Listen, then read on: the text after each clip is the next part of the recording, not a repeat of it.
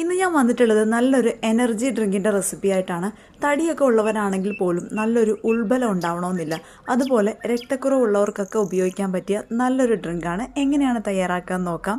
ഇതിനായിട്ടൊരു 5 കാരക്കയും അതുപോലെ കുറച്ച് ബദാമും കൂടെ ഒരു 3-4 മണിക്കൂർ വെള്ളത്തിലിട്ട് സോക്ക് ചെയ്യാനായിട്ട് വെച്ചിട്ടുണ്ട്. ഇനി നമുക്കിതൊരു മിക്സിയുടെ ജാറിലേക്ക് ഇട്ട് കൊടുക്കാം.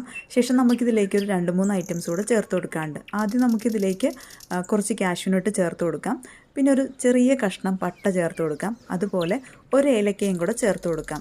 അതിനുശേഷം നമുക്ക് ഈ ഒരു വെള്ളത്തിൽ തന്നെ നല്ല രീതിയിൽ ഇത് അടിച്ചെടുക്കാം. നന്നായിട്ട് അടിച്ചെടുത്ത് വെച്ചിട്ടുണ്ട്. ഇനി നമ്മൾ ഒരു പാക്കറ്റ് പാല് തിളപ്പിക്കാനായിട്ട് വെച്ചിട്ടുണ്ട്. ഇതിലേക്ക് 1/2 ടീസ്പൂണോളം മഞ്ഞൾപ്പൊടി ചേർത്ത് കൊടുക്കുന്നുണ്ട്. ഇതിലേക്ക് നല്ല ശുദ്ധമായിട്ടുള്ള മഞ്ഞൾപ്പൊടി തന്നെയാണ് കേട്ടോ ഉപയോഗിക്കേണ്ടത്. അതിനുശേഷം നമുക്ക് ഈ ഒരു അടിച്ചു വെച്ച ഐറ്റംസും കൂടെ ഇതിലേക്ക് മുഴുവനായിട്ട് ചേർത്ത് കൊടുത്തിട്ട് നന്നായിട്ടൊന്ന് മിക്സ് ചെയ്തിട്ട് ഈ പാല് നന്നായിട്ട് തിളപ്പിച്ചെടുക്കാം. ഞാനിവിടെ പഞ്ചസാര ആഡ് ചെയ്യുന്നില്ല. കാരക്കയുടെ ചെറിയൊരു മധുരം